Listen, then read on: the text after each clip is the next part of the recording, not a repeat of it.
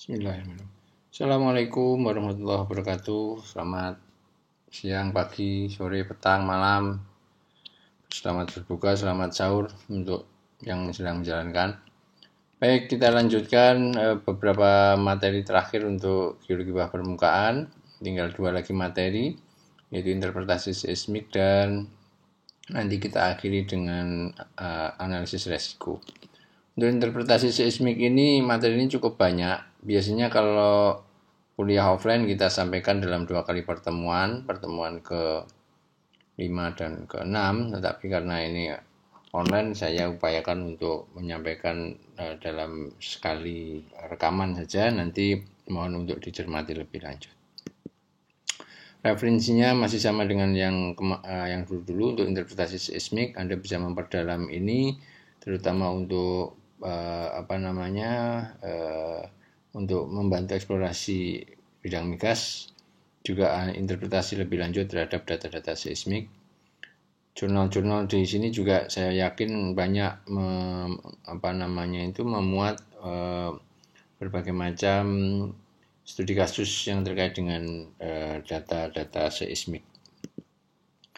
Kita akan membahas topik perkuliahan kita, yaitu kita nanti ada introduction sebentar, kemudian kita sampaikan kaidah interpretasi seismik itu apa saja, kemudian tahapan interpretasinya, kemudian ada interpretasi struktur, interpretasi stratigrafis, dan interpretasi litologi. Kemudian kita nanti akan tengok sebentar untuk DHI, Direct Hydrocarbon Indicators. Jadi melihat seismik untuk memperkirakan ada tidaknya hidrokarbon. Baik, prinsipnya menurut orang-orang geofisik ya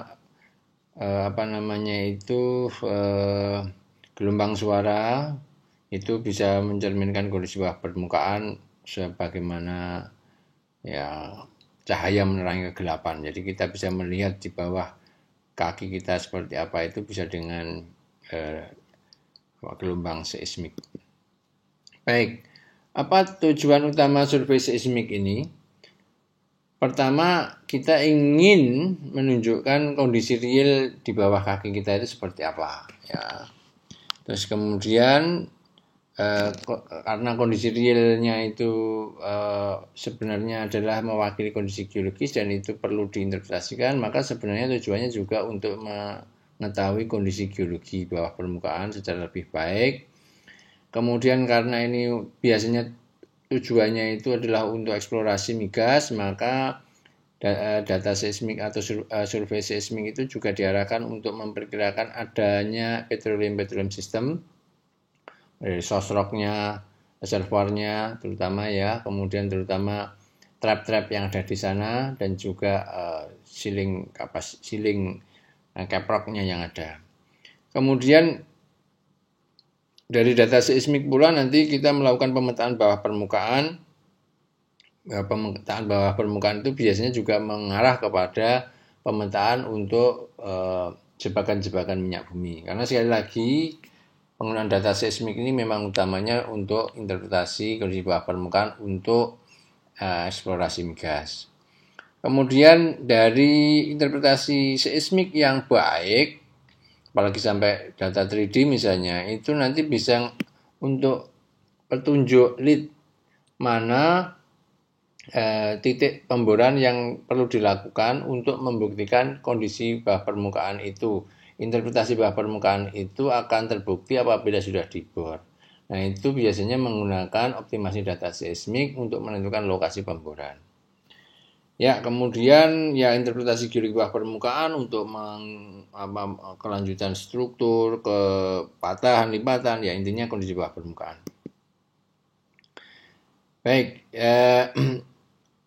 tingkat interpretasinya ada yang sederhana dengan tracing reflektor seismik 2D, seismiknya pun mungkin dengan berbagai macam quality ya, ada yang hanya misalnya kopian hard copy misalnya seperti itu, sampai kepada level 3D yang sudah bisa menggambarkan kondisi bawah permukaan secara sempurna. Jadi karena kondisi surveinya itu kondisi bawah permukaan kita itu masih sangat luas. Jadi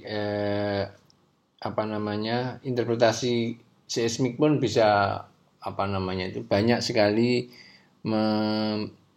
mengalami multi interpretasi. Itu saya pikir wajar. Jadi data-data seismik yang ada sekarang digabungkan dengan data-data yang dulu ataupun disupport dengan data yang lain itu dari waktu ke waktu bisa menghasilkan interpretasi seismik.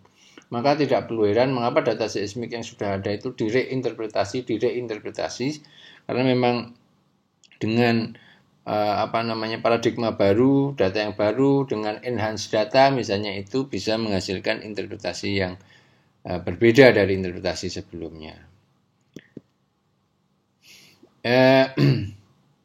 Hasil akhir dari interpretasi seismik itu umumnya nanti akan menyajikan sebuah peta bawah permukaan, baik yang nanti berupa peta struktur, patahan-patahannya, peta top suatu lapisan atau top suatu formasi, top suatu target, atau juga peta ketebalan. Ketebalan per lapisan itu yang kemudian nanti kita kenal sebagai peta isopach atau isochord. Prinsipnya nanti dari interpretasi seismik itu diharapkan akan menghasilkan peta bawah permukaan. Jadi nanti hasilnya interpretasi seismik itu bisa berupa sayatan secara vertikal dan juga horizontalnya, kenampakan horizontalnya itu adalah peta geologi. Jadi kenampakan 3 dimensi nanti bisa diperoleh secara baik.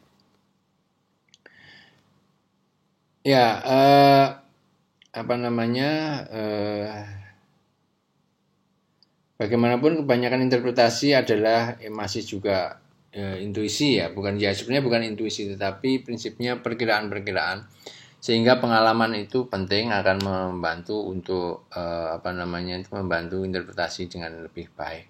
Satu daerah dengan daerah yang lain itu akan berbeda interpretasinya, jadi kadang-kadang pengalaman itu akan lebih dominan.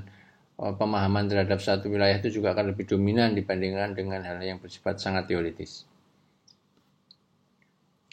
Jadi umumnya kegiatan awal dari eksplorasi itu adalah untuk identifikasi jebakan struktur berdasarkan patahan-patahan, lipatan dan sebagainya. Kemudian selanjutnya itu biasanya mengembangkan kepada jebakan-jebakan stratigrafis. Baik.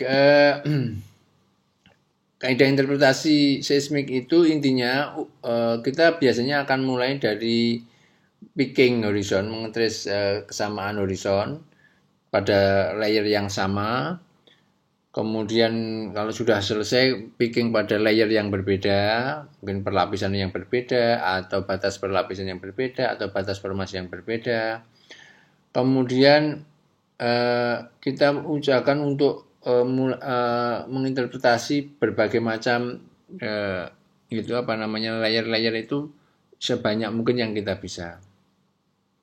Kemudian apabila itu hilang, misalnya ternyata tidak menerus dan sebagainya, coba dari line seismik yang lain apakah bisa membantu atau tidak, atau dibantu dengan line seismik atas dan bawahnya dulu yang kelihatan menerus dan sebagainya, sehingga nanti akan kita dapatkan konfigurasi geologi bawah permukaan secara lebih baik. Kita juga harus mempertimbangkan beberapa batasan data seismik untuk interpretasi bawah permukaan. Ini juga perlu menjadi pertimbangan. Resolusi, terutama kita harus berbicara dengan resolusi. Resolusi seismik itu umumnya cukup rendah. Bahkan dengan data 3D pun itu hanya sekitar 10 meter itu bisa terekam dengan baik. Sehingga sisipan-sisipan reservoir misalnya itu kadang-kadang tidak bisa terpetakan dengan baik. Jadi kalau 3D aja seperti itu, untuk yang lain mungkin akan lebih baik. Kemudian ada karena data-data seismik itu kemungkinan juga akan memberikan tampilan-tampilan yang sebenarnya tidak mencerminkan data, tetapi karena proses pengolahan data seismik itu sendiri. Misalnya tuning effect. Jadi tuning effect itu semacam adanya lapisan phantom gitu. Tapi sebenarnya bukan mencerminkan lapisan, tapi karena adanya dia karena semacam multiple gitu. Jadi amplitudo yang terlalu tinggi, yang terlalu besar itu nanti akan menghasilkan tuning effect ini. Kemudian yang jelas itu multiple. Jadi multiple itu seolah-olah ada pengulangan rekaman dari kedalaman tertentu ke kedalaman yang lain. Jadi perlu hati-hati kalau ada kelihatan satu layer kok ya sama persis dengan layer sebelumnya, itu bisa jadi itu multiple. Atau ini velocity pull ups, push down itu karena variasi dari seismic velocity secara lateral itu kadang-kadang nanti bisa menunjukkan bahwa satu lapisan yang seharusnya horizontal itu misalnya nampak seperti terlipat, atau sebaliknya bahkan dia sebenarnya cekung nampak cembung dan sebagainya. Jadi hal-hal yang seperti ini memang kadang-kadang ini lebih banyak tugasnya seorang geofisis untuk melakukan adjustment terhadap memastikan bahwa data yang diinterpretasi itu adalah sudah data yang benar. Dan tugas utama geologis umumnya ya menginterpretasi kondisi bawah permukaan berdasarkan data-data seismik yang sudah valid. Itu intinya seperti itu. Baik, kemudian bagaimana merencanakan interpretasi seismik yang baik? Ada 3 tahapan. Pertama adalah melakukan perencanaan, kemudian membangun dataset, kemudian melakukan interpretasi. Untuk melakukan perencanaan interpretasi itu ya prinsipnya harus diawali dengan pemahaman daerah tersebut. Kondisi geologi daerah tersebut harus sudah dipahami dengan baik. Misalnya tektoniknya, kemudian stratigrafi regionalnya, bahkan hal-hal yang bersifat lebih detail untuk daerah itu sudah dipahami lebih baik. Itu akan sangat membantu untuk interpretasi. Saya pikir tidak ada yang interpretasi itu mulai dari sesuatu yang blank sheet gitu ya, lembar kosong yang tidak ada panduan sebelumnya. Seharusnya sudah ada panduan sebelumnya, informasi geologi, informasi tektonik, macam-macam yang ada di situ. Bahkan mungkin layer-layer yang paling potensial itu sudah ada dulu sebelumnya, sehingga akan lebih mudah menjadi guide kita untuk melakukan interpretasi bawah permukaan. Kemudian membangun dan menggabungkan dataset, prinsipnya data bawah permukaan itu tidak saja data seismik, selalu kita upayakan untuk menggabungkan dengan data-data yang lain, utamanya dengan data sumur, apa yang sudah kemarin kita jelaskan dengan World Seismic Task. Kalau ada data gravity, magnetit, kita gabungkan semuanya, yaitu kemudian bisa dianalisis dengan baik. Kemudian cara interpretasi bisa kertas atau workstation, kalau sekarang sih umumnya workstation. Tapi jangan salah bahwa kadang-kadang dengan interpretasi hard file dari data seismik itu kadang-kadang bisa lebih mudah untuk diamati, karena kita bisa melihat penampakan data itu secara menyeluruh begitu. Baik, untuk menginterpretasi pertama pilih dataset untuk pengamatan setting cekungannya. Apakah yang dominan itu di sana apa, misalnya apakah terumbu, apakah shell break, sequence boundary dan sebagainya, itu diamati dulu ya. Itu yang kita tentukan sebagai marker-marker utama. Kemudian upayakan untuk pickingnya patahan-patahan utama, itu juga di picking dulu untuk membuat gambaran secara umum di daerah itu yang sifatnya yang major kita petakan dulu, kemudian menuju ke pemetaan yang lebih detail, dan kemudian cek dengan horizon yang lain, patahan-patahan yang lain ya, karena beberapa line seismik kemudian coba untuk ditemukan apakah ada mistie itu ketidakmatchan antara horizon di line ini dengan horizon di line yang lain, misalnya ternyata ada melenceng dan sebagainya. Itu coba nanti dievaluasi, dibenarkan dan sebagainya. Kemudian kalau memungkinkan hubungkan data seismik beberapa line itu untuk membangun 3D kalau petanya belum 3D. Dan yang terakhir nanti biasanya diakhiri dengan membuat peta bawah permukaan pada layer-layer yang dianggap mewakili. Ya, jenis interpretasi seismiknya bisa struktur, stratigrafi, ya, litologi. Nanti akan kita bicarakan ini satu persatu. Prinsipnya untuk interpretasi struktur.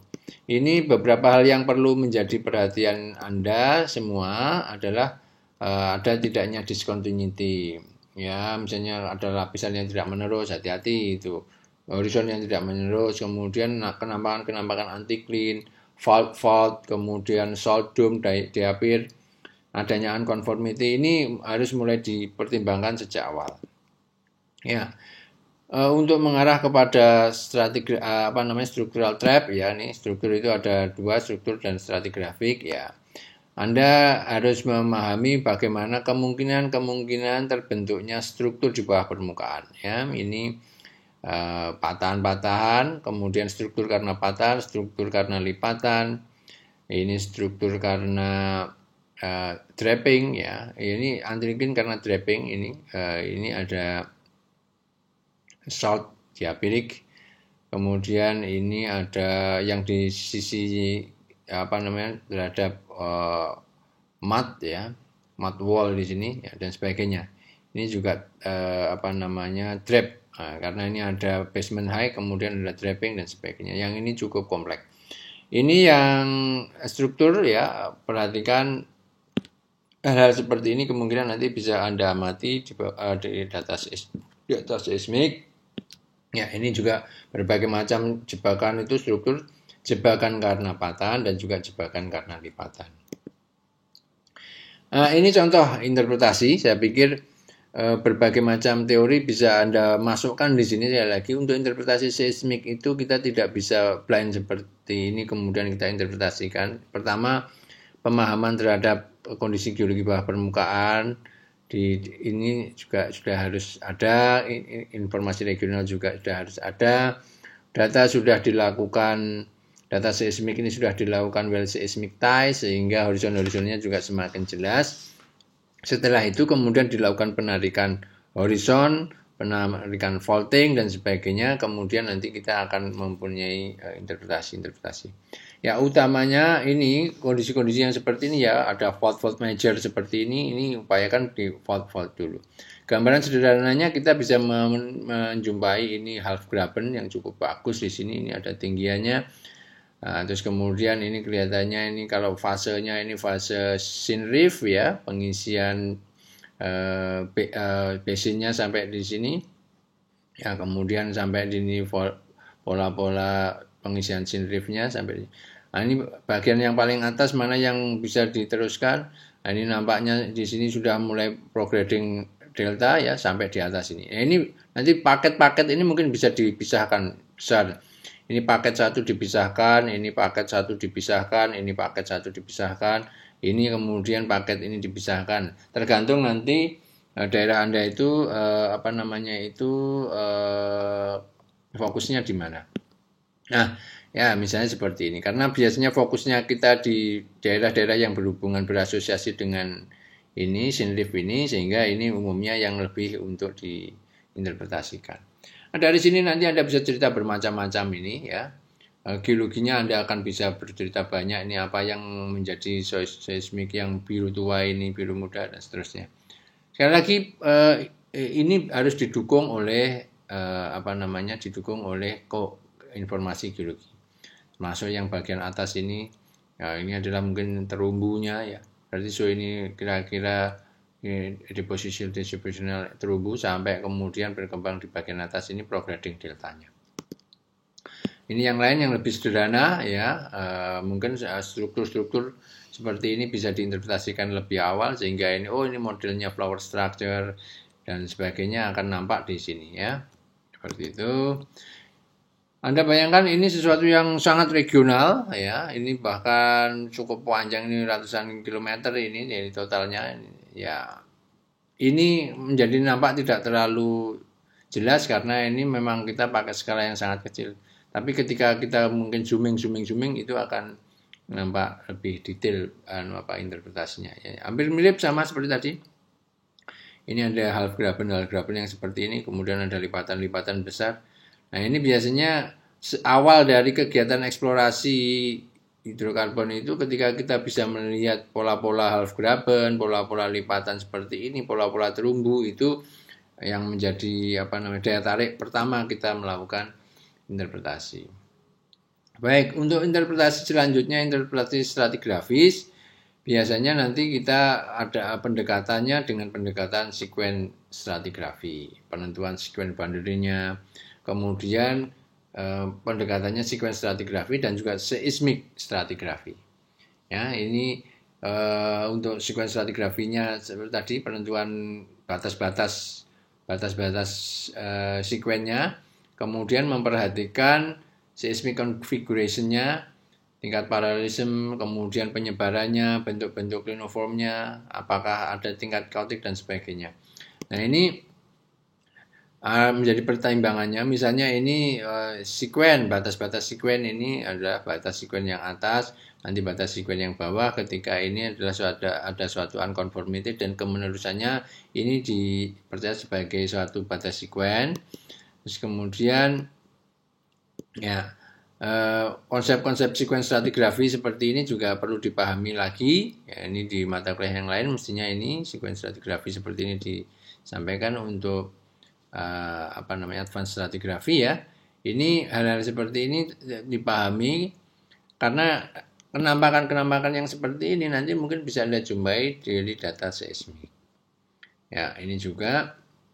Nah, yang agak perlu menjadi perhatian guidance kita memang tadi perhatikan sesuatu yang bersifat diperkirakan sebagai suatu sekuen boundary, misalnya ada erosion ya, ada erosion truncation, sehingga di sini ada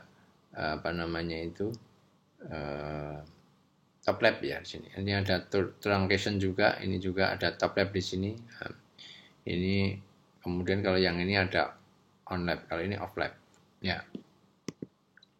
Ini beberapa hal yang mungkin bisa dijadikan latihan ya. Ini mulai dari atas ini batas-batas sekuennya mana kira-kira ini, saya pikir sesuatu yang cukup jelas di bagian atas ini. Kemudian barangkali ya ini menjadi batas-batas sekuen. Ini dua kelompok ini mungkin di sini bisa, yang ini jelas sekali ya, ini ada on lap di sana.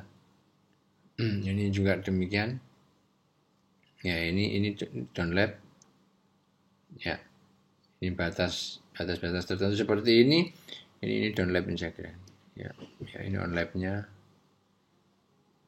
ini top lapnya ke sana, ini erosionalnya, truncationnya ya. Kemudian bentuk-bentuk terminasi seismiknya, refleksi seismik ya, sama seperti tadi lah prinsipnya. Ini ada top lap, terus kemudian ini on lap ke sini, terus kemudian ini bentuk-bentuk yang off lap ya. Ya, ini bentuk-bentuk yang seperti ini, seismik konfigurasi ini sama dengan tadi ini yang sifatnya divergent, semakin dari sini menyebar semakin tebal. Kemudian ini yang berupa sigmoid seperti melensa seperti ini ya.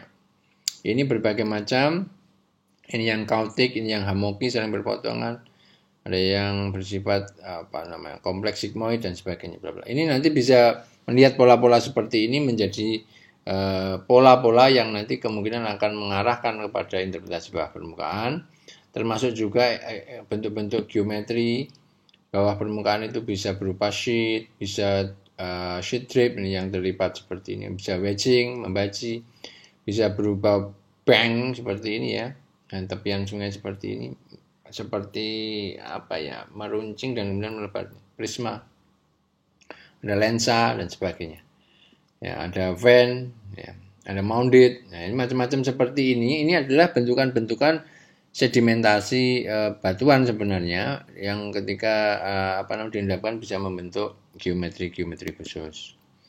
Kemudian untuk seismik stratigrafi ini juga perlu diperdalam dengan metode fase seismik. Jadi fase seismik itu kumpulan refleksi seismik yang berbeda dengan yang lain berdasarkan ini konfigurasinya, amplitudonya, kontinuitas, frekuensi, velocity-nya dan sebagainya. Jadi yang membedakan di sana itu prinsipnya ada tipe terminasinya tadi, kemudian konfigurasi pola refleksi di dalamnya, dan juga bentuk-bentuk geometrinya. Jadi tadi tipe terminasi, terus kemudian bentuk internalnya seperti apa, dan geometrinya. Jadi bentuk luar, casingnya, bentuk dalamnya, konfigurasi dalamnya seperti apa, dan juga terminasi di bagian atas maupun bawah sampingnya seperti apa. Itu yang menjadi pembeda satu fasies dengan fasies yang lain. Ini contoh bagaimana kita bisa membedakan, mengelompok-kelompokkan ini menjadi fasies seismik ya. Ya, ini misalnya kemudian bisa diinterpretasikan seperti ini. Dalam hal yang besar tadi sebenarnya yang tahap-tahap yang besar tadi bisa kita interpretasi lebih jauh tadi. Nah, bentukan-bentukannya dan sebagainya. Ini yang menggait kita untuk stratigraphic trap. Nanti juga ada yang terkait dengan diapirik, kemudian ada hubungannya dengan karbonet ya umumnya ya, lenses, ya kemudian bars, endapan-endapan bars, unconformity dan sebagainya. Ini adalah batas-batas atau bentuk-bentuk dari konfigurasi bawah permukaan dari data stratigrafi. Nah, ini saya pikir contoh dari interpretasi stratigrafik ya. Ini ada ada unconformity utama ini di sini, kemudian ada batas-batas unconformity yang kemungkinan itu bisa menjadi data-data stratigrafik. Ini sendiri target awalnya dulu adalah ini, misalnya adalah data struktural. Nah, kemudian interpretasi litologi ini juga sangat penting untuk menginterpretasikan litologi batuan berdasarkan karakteristik dari data seismik. Ya, dari data ini tadi kemudian masing-masing ini bisa kita interpretasikan pola-polanya seperti apa ya, sifat-sifat karakteristik dari seismiknya seperti apa. Dibantu dengan kalau ada dari ini misalnya sumur A1 ini berupa well seismic test. Sementara yang bagian yang lain ini masih interpretatif tetapi di-guide oleh informasi geologi regional atau stratigrafi regional yang ada di situ.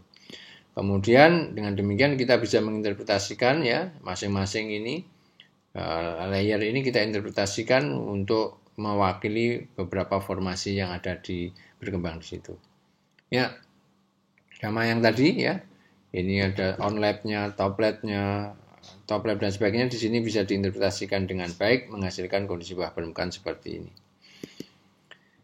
Ya, ini pun juga dihasilkan dari interpretasi bawah permukaan data seismik sebenarnya. Ya, ini dari litologi. Tetapi prinsipnya konsep-konsep tadi adanya toplap, downlap, ya onlap dan sebagainya tadi juga perlu dipertimbangkan ya untuk menginterpretasikan data bawah permukaan.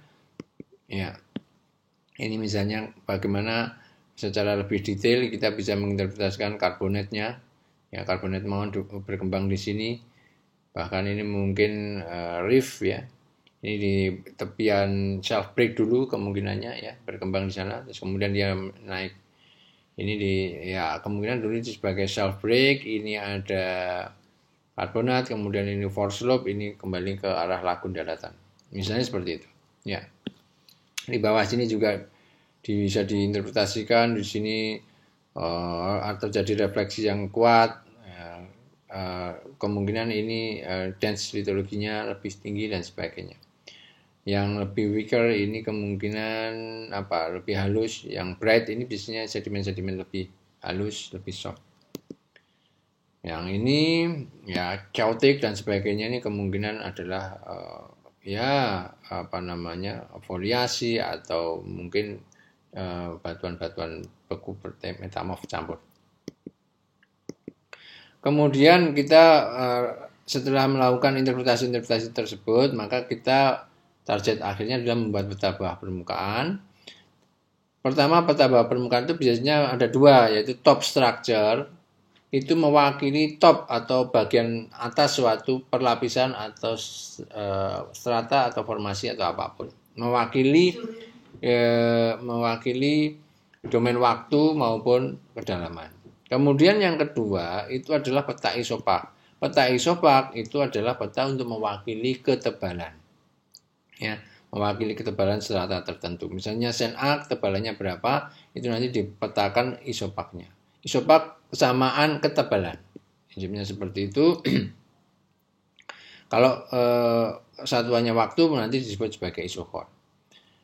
Baik, ini contoh peta bawah permukaan. Ini adalah peta yang menggambarkan kesamaan kedalaman mestinya. Ini adalah peta yang menggambarkan sesar-sesar normal. Ya, ini yang menggambarkan sesar-sesar normal. Sekali lagi ini menggambarkan kesamaan kedalaman. Bisa jadi kedalaman top formasi di sini itu tinggi, di sini rendah sekali bisa jadi. Ini bisa jadi juga rendah sekali dibandingkan dengan di sini. Ya, kita perlu bisa lihat nanti di gradasi warnanya atau mungkin kedalamannya secara angka di sini. Prinsipnya seperti itu ya. Ini.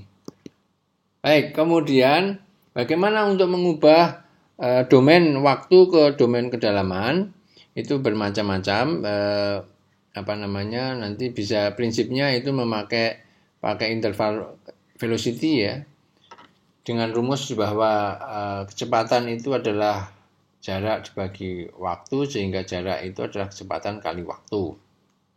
Sehingga contohnya adalah ini untuk time.